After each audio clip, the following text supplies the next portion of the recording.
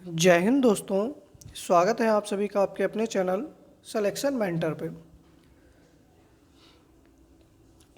सबसे पहले तो आप सभी लोगों को सावन माह के सोमवार की ढेर सारी शुभकामनाएं।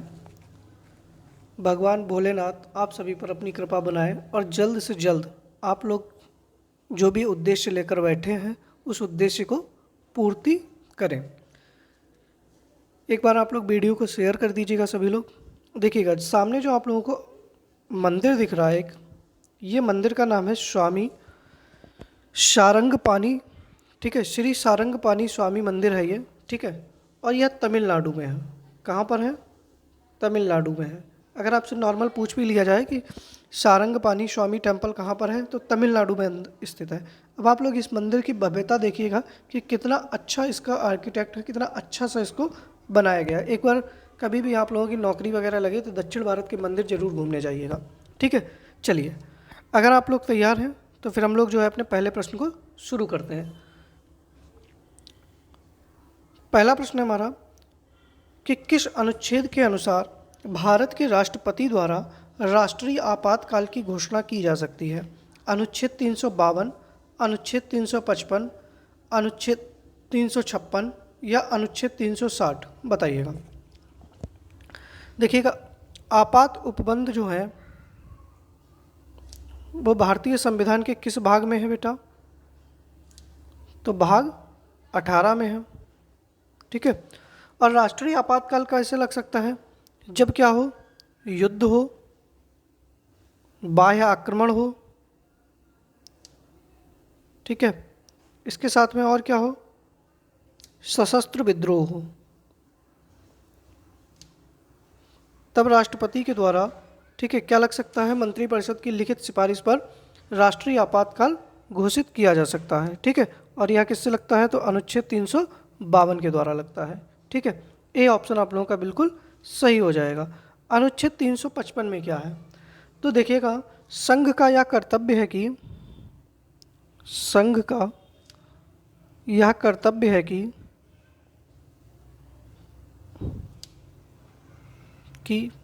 वह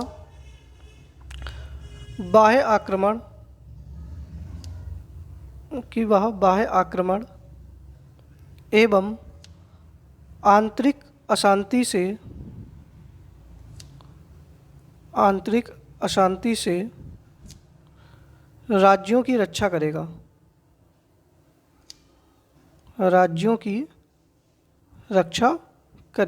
355 इंपॉर्टेंट है, याद रखिएगा, क्योंकि हमेशा यही पढ़ते हो। 352, 356, 360। 356 में बेटा क्या है? तो राष्ट्रपति शासन है। ठीक है, या राज्य आपातकाल है। और 360 में क्या है? तो वित्तीय आपातकाल है।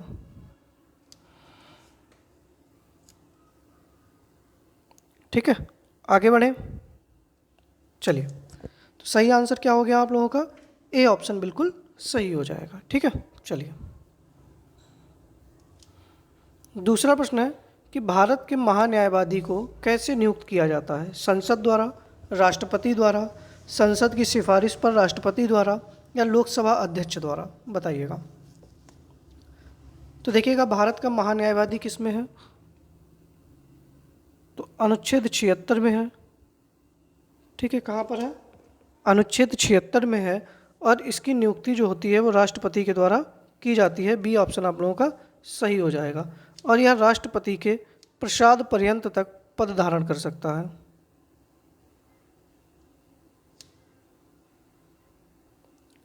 ठीक है, प्रसाद पर्यंत तक पद धारण कर सकता है। इसके साथ में ही कुछ इसके साथ में अलग फैक्ट हैं, आप लोग मैंने यहाँ पर लिख दिए हैं, ध्यान दीजिएगा कि अनुच्छेद 76 में भारत के महान्यायवादी के पद का प्रावधान किया गया है। महान्यायवादी जो होता है वो देश का क्या होता है? सर्वोच्च विधि अधिकारी होता है। ठीक है, और भारत सरकार के कानूनी विषयों पर परामर्श देता है। तो आपसे प्रश्न बनेगा, देश का सर्वोच्च विधि अधिकारी कौन होता है? तो महान्यायवादी। ठीक है, और भारत सरकार को कानूनी विषयों पर परामर्श कौन देगा? तो भी महान्यायवादी। भारत के राज्य क्षेत्र में सभी न्यायालयों में उसको सुनवाई का अधिकार प्राप्त है, और संसद के दोनों सदनों की कार्यवाही में तो भाग ले सकता है, लेकिन मतदान करने का उसको अधिकार प्राप्त नहीं है। ठीक है, याद रखिएगा। तो सही आंसर तो इस प्रश्न का राष्ट्रपति हो जाएगा। बाकी महान्यायवादी से रिलेटेड जो भी चीज़ें थी वो मैंने आप लोगों को यहाँ पर बता दी हैं। अब आप लोगों को बस कमेंट बॉक्स में ये बताना है कि भारत के वर्तमान महान्यायवादी कौन है। ठीक है, बस आगे बढ़ते हैं। अगला प्रश्न है कि कुमायूं हिमालय किन नदियों के मध्य स्थित है। ये हो जाएगा किन नदियों के मध्य स्थित है। ठीक है, सतलज एवं काली नदी, सिंधु एवं सतलज नदी, काली एवं तिस्ता नदी, या तिस्ता एवं दिहांग नदी, बताइएगा। तो देखिएगा, पहले एक मैप देख लेते हैं, ये ध्यान दीजिएगा। ये हमारा जो है वो भारत है। ठीक है, भारत के हिमालय का वर्गीकरण जो है वो किसने किया था, नदियों के आधार पर किसने वर्गीकरण किया। तो देखिएगा, ये सिंधु नदी आती है मानसरोवर झील से। ठीक है, तो सिंधु नदी और ये आती है सतलज नदी। ठीक है, इन दोनों के मध्य जो हिमालय पड़ता है उसको कश्मीर हिमालय, या इसी को हम लोग पंजाब हिमालय भी कहते हैं। क्या कहते हैं बेटा, पंजाब हिमालय। फिर उसने पूछा है कि सतलज और काली के मध्य में कौन सा पड़ता है, तो कुमायूं हिमालय, हमसे यही प्रश्न पूछा गया था। और काली नदी और तिस्ता नदी के मध्य में कौन सा हिमालय पड़ता है, तो नेपाल हिमालय पड़ता है। इसके साथ में तिस्ता और दिहांग नदियों के मध्य में कौन सा हिमालय पड़ता है, असम हिमालय पड़ता है। ठीक है, याद रखिएगा आप लोग। तो इस प्रश्न का तो सही आंसर क्या हो जाएगा हमारा, बताइएगा। तो सतलज एवं काली नदी, ए ऑप्शन सही हो जाएगा। इसके साथ में ही नदियों के आधार पर हिमालय का वर्गीकरण किसने किया, नदियों के आधार पर हिमालय का वर्गीकरण, बताइएगा। आज कल पढ़ाए थे ना, बताइएगा। ऑफलाइन क्लास में बताए थे, तो ऑफलाइन वाले अगर बच्चे जो जुड़े हैं तो बताएंगे। क्या नाम था उनका, सिडनी बुनार्ड। क्या नाम है, सिडनी बुनार्ड नाम है, जिन्होंने सतलज एवं काली नदी के मध्य में किसको बताया था, कुमायूं हिमालय का भाग बताया था। इस कुमायूं हिमालय का विस्तार कहाँ से कहाँ तक है बेटा, तो इसका विस्तार जो है वो हिमाचल प्रदेश से उत्तराखंड तक है। हिमाचल प्रदेश से उत्तराखंड तक है। और इसी पर्वत मतलब इसी कुमायूं हिमालय में ही कौन सा चोटी आती है, तो नंदा देवी आती है, नंदा देवी आती है, कामेत पर्वत आता है। ठीक है, ये सारे कहाँ पर आते हैं, तो कुमायूं हिमालय का भाग है। ठीक है, चलिए आगे बढ़े। बाकी आप इस मैप को देख लीजिएगा, यहाँ से बहुत सारी चीज़ें क्लियर हो जाएंगी। चौथा प्रश्न है हमारा कि देश का प्रथम वानिकी एवं बागवानी विश्वविद्यालय स्थापित किया गया, तमिलनाडु, जम्मू कश्मीर, उत्तराखंड, या कोलकाता, बताइएगा। देश का प्रथम वानिकी और बागवानी विश्वविद्यालय जो है वो कहाँ स्थापित किया गया है, तो सही आंसर हो जाएगा उत्तराखंड। और उत्तराखंड में भी कहाँ पर, टिहरी में।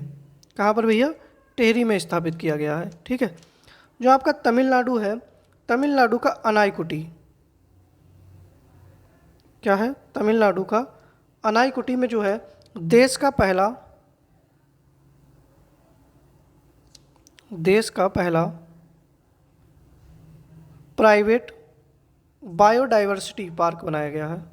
देश का पहला प्राइवेट बायोडाइवर्सिटी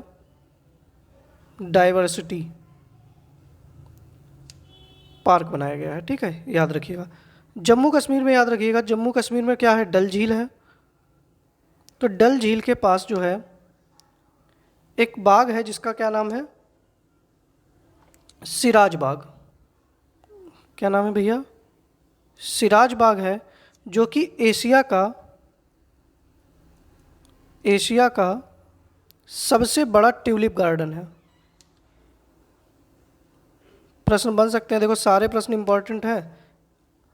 एशिया का सबसे बड़ा ट्यूलिप गार्डन है या ट्यूलिप उद्यान है। कलकत्ता में क्या है, बता सकते हैं कोई लोग, तो कलकत्ता में याद रखिएगा भारतीय वानस्पतिक, क्या है, भारतीय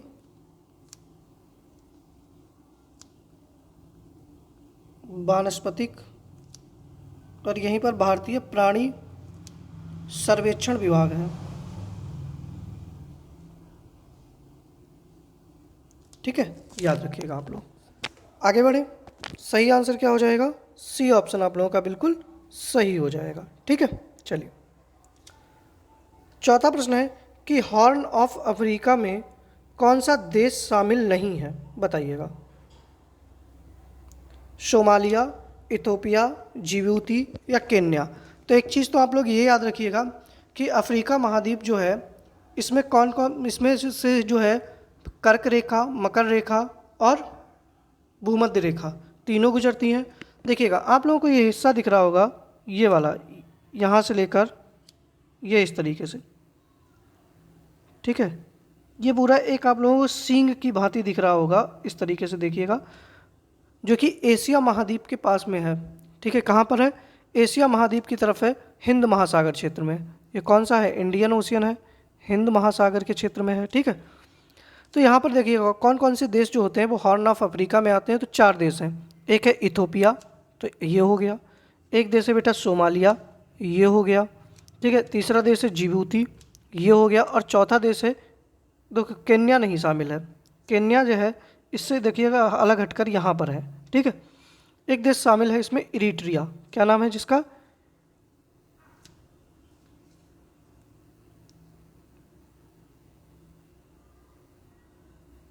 इरिट्रिया शामिल है। ठीक है, ये 4 देश शामिल हैं इसमें। अब जरा अगर आप लोगों को जल्दी से पता हो तो चारों देशों की राजधानी लिख दीजिएगा।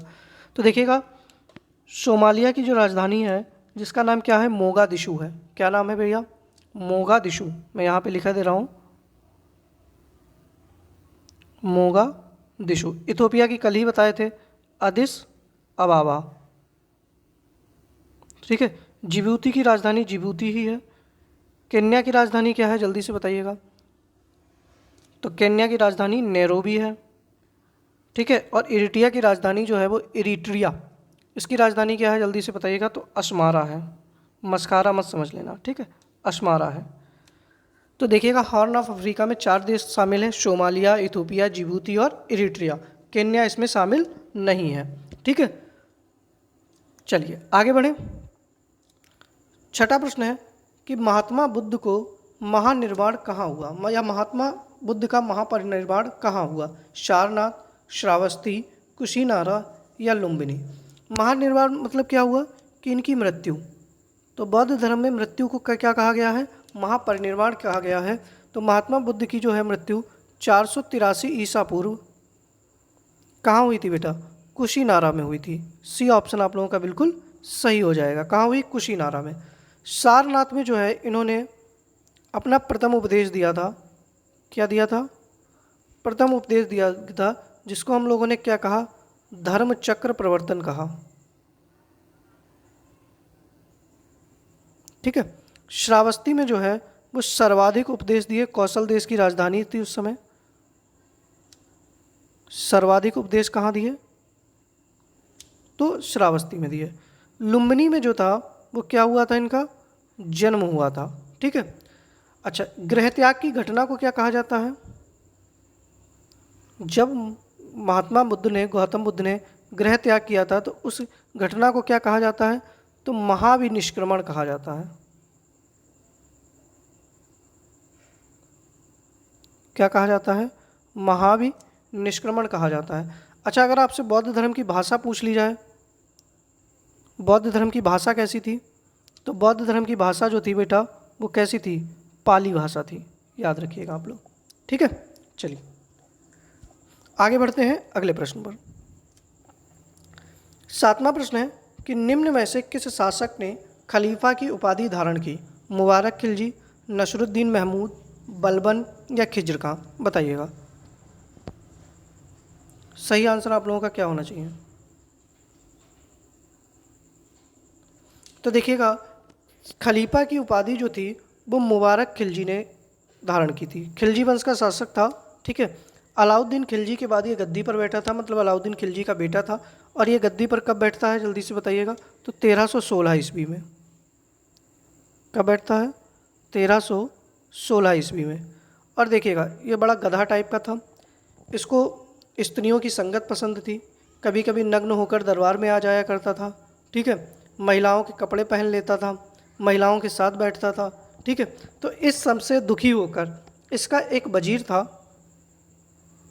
कौन, इसका वजीर था जिसका नाम था खुसरो खां। क्या नाम था? खुसरो खां ने इसकी हत्या कर दी। कब? 1320 में। 4 साल इसको झेल लिया, बहुत बड़ी बात है। बताओ सोच रहा कैसा गधा आदमी था। फिर नसरुद्दीन महमूद जो था वो दिल्ली सल्तनत का एकमात्र ऐसा राजा था जो टोपी सीकर अपना जीवन निर्वाह करता था। क्या करता था? टोपी सिलकर जीवन का निर्वाह करता था बादशाह, लेकिन सिलता था टोपी, ठीक है। जो बलवन था, बलवन ने अपनी बेटी का विवाह जो था वो नसरुद्दीन महमूद से किया था, ठीक है। बलवन ने लौह एवं रक्त नीति अपनाई थी। क्या अपनाई थी? लौह एवं रक्त नीति अपनाई थी। नसीरुद्दीन महमूद जो था इसको किस उपाधि से बुलाता था? तो उलूग खां की उपाधि इसको प्रदान की थी, मतलब उल्लू था क्या, ठीक है, उलूग खां की उपाधि दी थी। इसके साथ में जो बलवन था, बलवन ने नवरोज और सिजदा, पेवोश, इन प्रथा का, ठीक है, नवरोज त्यौहार, सिजदा, पेवोश वगैरह शुरू किया था। इसके साथ में जो खिज्र खां था ये सैयद वंश का संस्थापक था। क्या था? सैयद वंश का संस्थापक था। इसके साथ में जो खिज्र खां था बेटा, इसने रैयत ए आला की उपाधि धारण की थी। किसकी उपाधि धारण की थी? रैयत ए आला की उपाधि, ठीक है, याद रखिएगा आप लोग। तो सही आंसर तो बेटा ए ऑप्शन हो जाएगा आप लोगों का कि खलीफा की उपाधि किसने धारण की थी बेटा? तो मुबारक खिलजी ने धारण की थी, ठीक है। अब आप लोग बताइएगा क्लास वगैरह आप लोगों को कैसी लग रही है। अगर पसंद आ रही है तो लाइक कर दीजिएगा, अगर लाइक नहीं किए हैं बाकी वीडियो को शेयर भी कर दीजिएगा। आगे बढ़ते हैं अगले प्रश्न पर। 8वां प्रश्न है हमारा कि एशियाटिक सोसाइटी की स्थापना किसने की? राजा राम मोहन राय, ज्योतिबा फुले, देवेंद्र नाथ ठाकुर या विलियम जोन्स ने? बताइएगा। 8वें प्रश्न का सही आंसर बच्चा पार्टी क्या हो जाएगा, जल्दी से बताइएगा। तो देखिएगा, एशियाटिक सोसाइटी जो थी इसकी स्थापना 1784 में विलियम जोन्स ने की। किसने? विलियम जोन्स ने की थी, ठीक है। इसके साथ में जो राजा राम मोहन राय थे इन्होंने आत्मीय सभा का गठन किया था। किसका? आत्मीय सभा। तो आत्मीय सभा का जो गठन था इन्होंने 1815 में किया था, ठीक है। इनके द्वारा ही वेदांत कॉलेज बनाया गया था, वेदांत कॉलेज की स्थापना की गई थी। और इन्होंने वेदांत कॉलेज जो था वो कब? 1825 में बनाया था। इसके साथ में इन्होंने ही ब्रह्म समाज की स्थापना की थी। किसकी स्थापना की थी? ब्रह्म समाज की। और ब्रह्म समाज की स्थापना इन्होंने 1828 में की थी, ठीक है। ज्योतिबा फुले जी के द्वारा क्या किया गया था? तो ज्योतिबा फुले ने सत्य शोधक समाज की स्थापना की थी।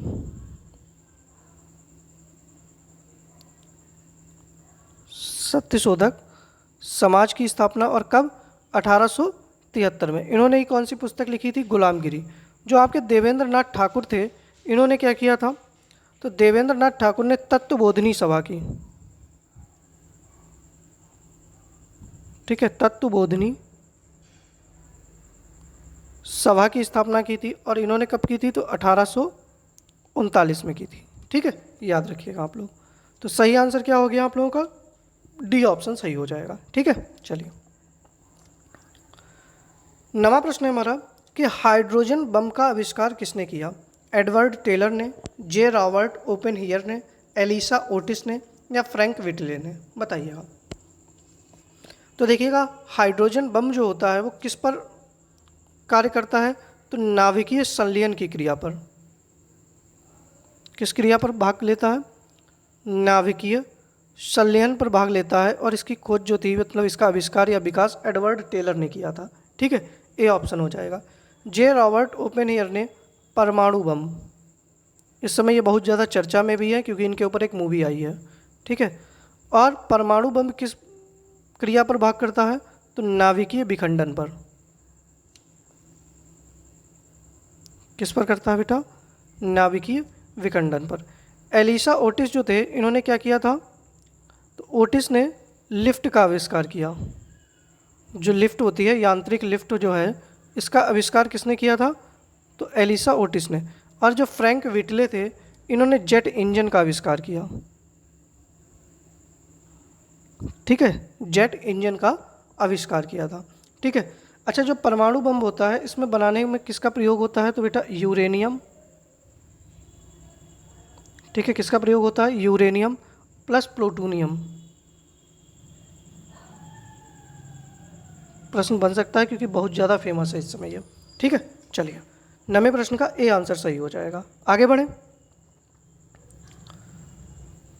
10वां प्रश्न है हमारा कि चट्टान की आयु ज्ञात करने के लिए किस समस्थानिक का प्रयोग किया जाता है? कोबाल्ट 60, आर्सेनिक 74, यूरेनियम 235 या सोडियम 24? बताइएगा कि चट्टान की आयु ज्ञात करने में किस समस्थानिक का प्रयोग किया जाता है। तो 10वें प्रश्न का सही आंसर बच्चा क्या हो जाएगा? तो देखिएगा, चट्टान की आयु को ज्ञात करने में जो है वो किसका प्रयोग किया जाएगा? यूरेनियम 235 का प्रयोग किया जाएगा। सी ऑप्शन आप लोगों का बिल्कुल सही हो जाएगा। ठीक है। जो आपका कोबाल्ट 60 है, इसका प्रयोग किस में होता है? तो रक्त कैंसर को नियंत्रित करने में। ठीक है, रक्त कैंसर को नियंत्रित करने में। आर्सेनिक जो 74 है, इसका प्रयोग ट्यूमर का पता लगाने में। ठीक है, किसका? ट्यूमर का पता लगाने में। इसके साथ में जो सोडियम 24 है, इसका प्रयोग होता है रक्त के थक्के का पता लगाने में।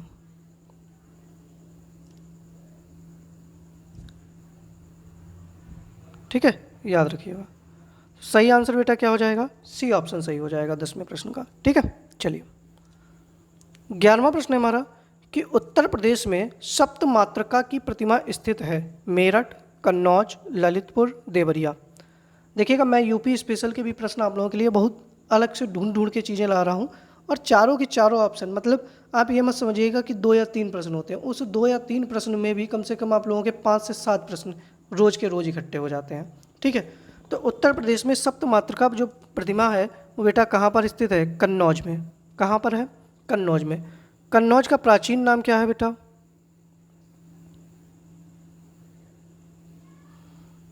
कन्नौज का प्राचीन नाम क्या है? तो नगर महोदयश्री है। क्या नाम है इसका? नगर महोदयश्री है। ठीक है, इसी को हम लोग क्या कहते हैं? इत्र नगरी कहते हैं। कहते हैं ना, इत्र नगरी। कन्नौज के अंदर ही क्या क्या स्थित है? तो भैया छेमकली देवी मंदिर भी है यहीं पर। क्या है? छेमकली देवी मंदिर है। ठीक है, इसके साथ में यहीं पर जयचंद का किला है। तो ये सारी चीज़ें आप लोग याद रखिएगा। अच्छा, मेरठ जो है, मेरठ में क्या है? तो मेरठ में औघड़नाथ मंदिर है। खेल के सामान के लिए कौन फेमस है? तो मेरठ है। ठीक है, किस शहर को, उत्तर प्रदेश के किस शहर को क्रांति शहर कहा जाता है? तो भी क्या हो जाएगा? मेरठपुर। ललितपुर में जो है, ललितपुर में एक जगह है देवगढ़ का दशावतार मंदिर है यहाँ पर, जो कि किससे संबंधित है? गुप्त वंश से। देवगढ़ का दशावतार मंदिर है। और बेटा देवरिया में जो है वो बाबा सोमनाथ मंदिर है। क्या है? बाबा सोमनाथ मंदिर है। याद रखिएगा आप लोग। ठीक है, तो सही आंसर क्या हो जाएगा आप लोगों का? सही आंसर तो बी ऑप्शन हो जाएगा कि उत्तर प्रदेश में जो सप्त मातृका की प्रतिमा है वो कहाँ पर है बेटा? कन्नौज में स्थित है। ठीक है, चलिए फिर 12वां प्रश्न है कि ब्रह्म ज्ञान प्रकाश पत्रिका का प्रकाशन कहाँ से होता था? मिर्ज़ापुर, आगरा, बरेली या कोलकाता? बताइएगा जल्दी से, सही आंसर क्या हो जाएगा? तो देखिएगा, जो ब्रह्म ज्ञान प्रकाश पत्रिका थी, इसका संपादक कौन थे? तो केशव चंद्र सेन थे। कौन थे? केशव चंद्र सेन थे। और इस पत्रिका का प्रकाशन जो था वो बरेली से होता था। कहाँ से? बरेली से। ठीक है। एक पुस्तक थी, मतलब पत्रिका थी, जिसका नाम था आनंद कादम्बनी। ठीक है, जो आनंद कादम्बनी थी, इसका प्रकाशन जो था मिर्ज़ापुर से होता था, और इसके लेखक कौन थे? तो बद्री नारायण चौधरी प्रेमगन, यही तो नाम था इनका। इसके साथ में बेटा आगरा से एक पत्रिका प्रकाशित होती थी जिसका नाम था बेटा सूरज प्रकाश। क्या नाम था इस पत्रिका का? सूरज प्रकाश। और इस पत्रिका के संपादक थे गणेशी लाल। क्या नाम था? गणेशी लाल। कोलकाता से एक पत्र प्रकाशित हुआ था जिसका नाम था उदंत मार्तंड। ठीक है, इसी के नाम पर पत्रकारिता दिवस, हिंदी पत्रकारिता दिवस मनाया जाता है। और यह किसने प्रकाशित किया था? तो जुगल किशोर, ठीक है, शुक्ल ने। तो सही आंसर क्या हो गया बेटा? सी ऑप्शन आप लोगों का सही हो जाएगा। ब्रह्म ज्ञान प्रकाश जो पत्रिका है, इसका प्रकाशन कहाँ से होता है? तो बरेली से होता है। ठीक है, चलिए आगे बढ़ें। अब देखिएगा आगे हमारे 2-3 प्रश्न जो होंगे वो करंट से रिलेटेड होंगे, याद रखिएगा। चलिए, पहला ही प्रश्न है कि भारत में पारंपरिक तौर पर हरिद्वार, प्रयागराज, नासिक तथा उज्जैन में कुंभ मेले का आयोजन किया जाता है, लेकिन इसके अतिरिक्त निम्नलिखित में से किस स्थान पर कुंभ मेले का आयोजन फरवरी 2023 में किया गया? बताइएगा। त्रिवेणी कुंभ बांसबेरिया पश्चिम बंगाल में, कालेश्वरम तेलंगाना में, रायपुर छत्तीसगढ़ में, या इनमें से कोई नहीं? बताइएगा। सही आंसर आप लोगों का क्या हो जाएगा? जल्दी से बताइएगा। तो देखिएगा, जो पश्चिम बंगाल का बांसबेरिया है, यहाँ पर त्रिवेणी कुंभ का आयोजन हुआ, मतलब कुंभ मेले का आयोजन हुआ। कब? फरवरी 2023 में। ऐसा नहीं है कि पहले नहीं होता था। लगभग त्रिवेणी कुंभ जो था वो 700 वर्ष पहले आयोजित हुआ था। ठीक है, 700 वर्ष पहले आयोजित हुआ था। लेकिन आप लोगों को पता है, जैसे कि भारत में अलग अलग लोगों ने आक्रमण करते रहे। ठीक है, तो आक्रमणकारियों के कारण यह बंद हो गया था। और वर्ष 2022 में, कब? वर्ष 2022 में इसे पुनर्जीवित किया गया। क्या किया गया बेटा? पुनर्जीवित किया गया। याद रखिएगा, ये प्रश्न आप लोगों के लिए इम्पॉर्टेंट है, क्योंकि हमेशा सुने हो हरिद्वार, प्रयागराज, नासिक तथा उज्जैन में ही कुंभ मेला होता है, लेकिन 5वां कुंभ है त्रिवेणी कुंभ बांसबेरिया पश्चिम बंगाल में। ठीक है, चलिए आगे बढ़ें। 14वां प्रश्न है हमारा कि भारत में निम्नलिखित में से किस स्थान पर विश्व प्रसिद्ध ताजमहल की ही तरह एक स्मारक का निर्माण मां की स्मृति में कराया गया है? शमशाबाद उत्तर प्रदेश, होशंगाबाद मध्य प्रदेश, पटना बिहार, या तिरुवरूर तमिलनाडु? तो देखिएगा, मतलब किसने अपनी मां की स्मृति में ताजमहल जैसा एक नई इमारत बनवाई है? ठीक है, तो तिरुवरम तमिलनाडु में यहाँ पर एक गांव है जिसका नाम आप लोग याद रखिएगा, अम्मेपन। क्या नाम है? अम्मेपन गांव में, ठीक है, अपनी माँ की स्मृति में किसने? अमरुद्दीन। इसका निर्माण किसने कराया है? अमरुद्दीन शेख दाऊद ने। शेख दाऊद ने निर्माण कराया। अपनी माँ, उनका नाम क्या है? जेलानी बीवी। जेलानी बीवी की स्मृति में। ठीक है, इसको ताजमहल की तरह ही सफ़ेद संगमरमर से इस मकबरे का निर्माण करवाया गया है। ठीक है, याद रखिएगा। इसमें 8000 वर्ग फुट क्षेत्रफल में मकबरा, मतलब एक कब्र के साथ में एक मस्जिद तथा एक मदरसे का भी निर्माण कराया गया है। लगभग 5 करोड़ रुपए की लागत से यह बना हुआ है। ठीक है, चलिए आगे बढ़ें। 15वां प्रश्न है हमारा कि जूली लद्दाख कार्यक्रम निम्नलिखित में से किसके द्वारा जून 2023 में मनाया गया? भारतीय थल सेना, भारतीय नौसेना, भारतीय वायुसेना, या सीमा सुरक्षा बल तथा इंडो तिब्बत सीमा पुलिस द्वारा? बताइएगा। सही आंसर आप लोगों का क्या हो जाएगा? जल्दी से। तो देखिएगा, लद्दाख के युवाओं को देश सेवा के लिए प्रोत्साहित किए जाने के लिए भारतीय नौसेना ने, ठीक है, जूली लद्दाख, या इसी कार्यक्रम को कहा गया है हेलो लद्दाख। ठीक है, कार्यक्रम को क्या किया गया है, मनाया गया है। ठीक है, कहाँ पर, लद्दाख के अंदर भारतीय नौसेना के द्वारा। ठीक है, चलिए अब आप लोग बताइएगा आप लोगों को क्लास वगैरह कैसी लगी। देखिएगा मैं बार बार आप लोगों से कहता हूँ कि क्लास जैसी भी लगा करें आप लोग कमेंट बॉक्स में, जैसे वीडियो खत्म हो जाने के बाद में थोड़ा सा मोटिवेशन मेरा भी बढ़ा दिया करें और वीडियो को शेयर कर दिया करें। अब चलिए हम लोग कल के अपने प्रश्न जो हैं उनका रिवीजन कर लेते हैं। ठीक है, पहला प्रश्न है, जल्दी से आंसर करिएगा आप लोग, कि राज्य के नीति निदेशक तत्व क्या हैं, वाद योग्य हैं, अवाद योग्य हैं, कठोर हैं या लचीले हैं। तो मैंने आप लोगों को क्या बताया था, राज्य के नीति निदेशक तत्व कहाँ पर है बेटा, भाग 4 में है। ठीक है, और कहाँ से हैं, अनुच्छेद 36 से 51 तक हैं। किस देश के संविधान से लिए गए हैं, तो आयरलैंड के संविधान से लिए गए हैं। और कैसे हैं बेटा, अवाद योग्य हैं, तो बी ऑप्शन सही हो जाएगा। ठीक है, दूसरा प्रश्न है हमारा कि राज्यों में विधान परिषद के सृजन हेतु संविधान के किस अनुच्छेद में वर्णित प्रक्रिया को अपनाया जाता है।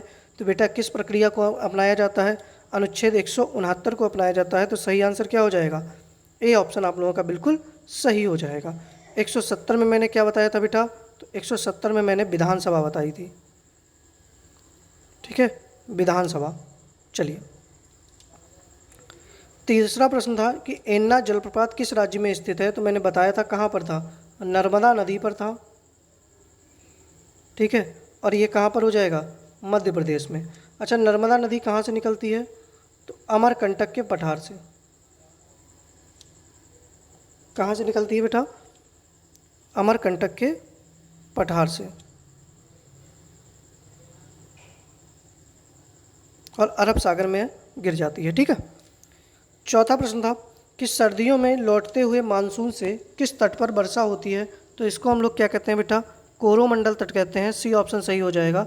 ठीक है, और ये कहाँ पर होती है, कोरोमंडल तट जो है वो तमिलनाडु में है। इसको हम लोग और क्या कहते हैं, लौटते हुआ मानसून भी कहते हैं। ठीक है, अन्य क्या नाम था ये भी बताइएगा आप लोग, उत्तर पूर्वी मानसून नाम था ना। चलिए फिर पांचवा प्रश्न था कि स्वराज्य पार्टी का गठन कब, किस वर्ष हुआ था। तो मैंने कल ही आप लोगों को बताया था 1923 में हुआ था। किसने किया था, CR दास और मोतीलाल नेहरू ने किया था। इन्हीं लोगों ने तो किया था। कहाँ पर, तो वर्तमान में प्रयागराज में। ठीक है, चलिए आगे बढ़ें। छठा प्रश्न था कि निम्न में से किसे क्रांतिकारियों का पिता भी कहा जाता है। तो क्रांतिकारियों का पिता किसको कहा जाता था बेटा, श्यामजी कृष्ण वर्मा को। इन्होंने क्या किया था, 1905 में लंदन में इंडिया हाउस की स्थापना की थी। क्या किया था, इंडिया हाउस की स्थापना।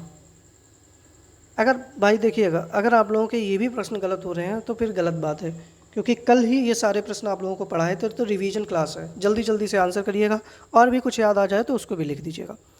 फिर अगला प्रश्न था कि एलोरा के प्रसिद्ध कैलाश मंदिर का निर्माण किसने कराया था। तो बेटा किसने कराया था, कृष्ण प्रथम ने करवाया था। और ये एलोरा का प्रसिद्ध कैलाश मंदिर कहाँ पर है बेटा, तो महाराष्ट्र में है। और ये किस वंश का संबंधित था, तो राष्ट्रकूट वंश के राजा था।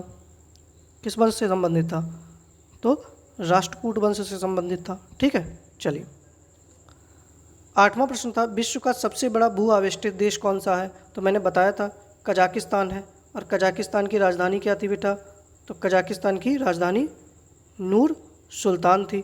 विश्व का सबसे बड़ा भू आवेष्टित देश है। बोलेविया की राजधानी लापाज थी। इथोपिया की अदिस अबाबा, अजरबैजान की बाकू थी। ठीक है, फिर मैंने बताया था नवा प्रश्न कि नोगरा वाइलम अभ्यारण्य कहाँ पर स्थित है। तो नोगरा वाइलम कहाँ पर था, मेघालय राज्य में स्थित था। ठीक है, ए ऑप्शन सही हो जाएगा। 10वां प्रश्न था कि 1 अप्रैल 2019 को बैंक ऑफ बड़ौदा का किन बैंकों में विलय किया गया था। तो विजया बैंक और देना बैंक में किया गया था। सी ऑप्शन सही हो जाएगा। आंध्रा बैंक और कॉर्पोरेशन बैंक का किस में किया गया था, ओरिएंटल बैंक कॉमर्स और यूनाइटेड बैंक इंडिया का किस में किया गया था, बताइएगा। फिर पूछा गया था सबसे छोटा अनावृत बीजी पौधा क्या है। तो अनावृत बीजी को क्या कहते हैं हम लोग, जिम्नोस्पर्म कहते हैं। क्या कहते हैं बेटा, जिम्नोस्पर्म कहते हैं। या इन्हीं को हम लोग क्या कहते हैं, नग्न बीजी कहते हैं। और ये बेटा कौन सा था, जेमिया पिग्मिया था। साइकस से क्या बनता है, साबूदाना बनता है। ठीक है, चलिए 12वां प्रश्न था कि बच्चों में प्रोटीन की कमी से कौन सा रोग होता है बेटा। तो मरास्मस होता है। रिकेट्स किसकी कमी से होता है? तो विटामिन डी की कमी से। ठीक है। 13वां प्रश्न था कि इंडियन टेलीफोन इंडस्ट्रीज का मुख्यालय कहाँ पर स्थित है? मतलब इंडियन टेलीफोन इंडस्ट्रीज तो प्रयागराज में स्थित है, और प्रयागराज में भी कहाँ पर? नैनी में। ठीक है। नैनी से ही क्या निकलती है? भारतीय मानक समय रेखा। भारतीय मानक समय रेखा। ठीक है। चलिए, 14वां प्रश्न था कि बत्तख की चोंच डायनासोर नामक प्रजाति के अवशेष निम्नलिखित में से किस देश में पाए गए थे बेटा? तो चिली में पाए गए थे। दक्षिण अमेरिका का देश है, तांबा उत्पादन के लिए बहुत फेमस है। ठीक है, तांबा उत्पादक है। ठीक है, इसके साथ में इसकी राजधानी क्या है? तो सेंटियागो है। ठीक है। चलिए, फिर अगला प्रश्न था कि MQ-9 समाचार पत्र की सुर्खियों में रहा, यह क्या था? तो मैंने बताया था यह मानव रहित हवाई वाहन था। सी ऑप्शन आप लोगों का बिल्कुल सही हो जाएगा। देखिएगा, ये हमारे 15 प्रश्न जो कल मैंने पढ़ाए थे उनका रिवीजन था। बाकी आप लोगों को क्लास कैसी लगी? तो भैया वीडियो को शेयर भी कर दीजिएगा। वीडियो को लाइक नहीं किए हैं तो लाइक कर दीजिएगा। बाकी इसकी PDF जो है आप लोगों को हमारे टेलीग्राम चैनल इसी पर मिल जाएगी, @selection mentor। आर जो है वो लास्ट में 2 बार लगा लीजिएगा, सर्च कर लीजिएगा, आपको PDF वगैरह प्राप्त हो जाएगी। ठीक है। बाकी हम लोग मिलते हैं अपनी नेक्स्ट वीडियो में। आप लोग अपना ख्याल रखिएगा। जय हिंद।